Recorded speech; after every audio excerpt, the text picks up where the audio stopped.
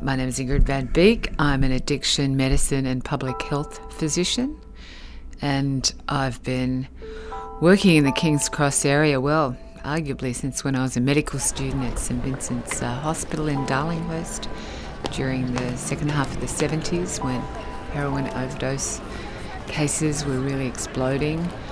Big drug problem emerging in that area.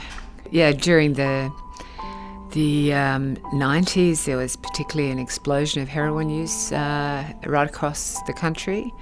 The supply of heroin seemed to be unending. The quality was really, really high, and we saw a mounting rate of overdose deaths, culminating in 1999 when it reached over 1,000 nationally, and that was more than the national road toll. So that really sort of put drugs and heroin in particular right on the front page.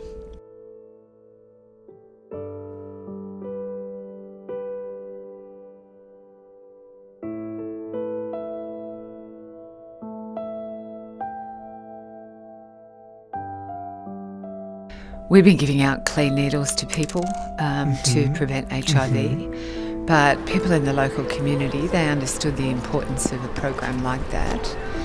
Also, we had these illegal shooting, what were called illegal shooting galleries. They were actually sex premises like strip clubs and on the main street, where street-based sex workers would take their clients from the street and rent a room on a very short-term basis, maybe half an hour, to take their client for the purpose of commercial sex. Sex takes longer than injecting a drug. So these commercial operations started to increasingly rent the rooms for the purposes of purely injecting.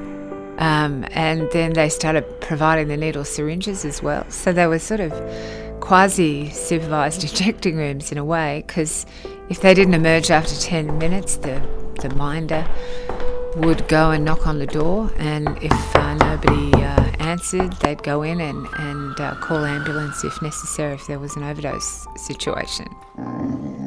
There was a Royal Commission into Police Corruption, which also found that in King's Cross there was very high levels of police corruption associated with drugs and the sex industry.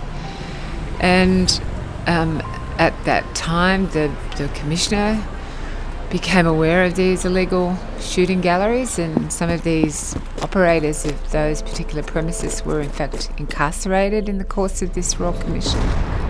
Because these premises closed down, that activity moved back out onto the streets. So if anything, there was a perception that the Royal Commissioner had made it worse.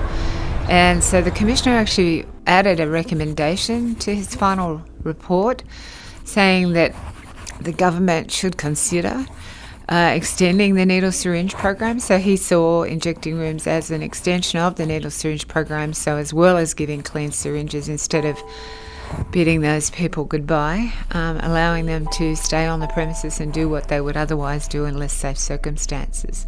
And that's always, I think, the best way of framing it, and it gives an idea of where injecting centres kind of sit in the continuum of care. Meanwhile, the drugs issue was just really sort of blowing out all over the place, not just King's Cross. It got so hot, the Premier at that time, about 6 weeks out from the next state election, he said, look, if we're re-elected, he said, we'll host a drug summit, first thing. And then, true to his word, they did establish a drug summit. 172 resolutions were passed. One of those resolutions was to establish an injecting centre on a trial basis.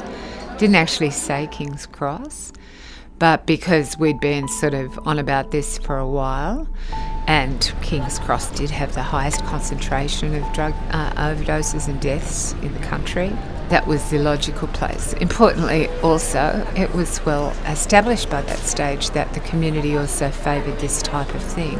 So the combination of having a problem there, having a community that was pretty keen on it, was enough then for the government to decide that this trial should take place there.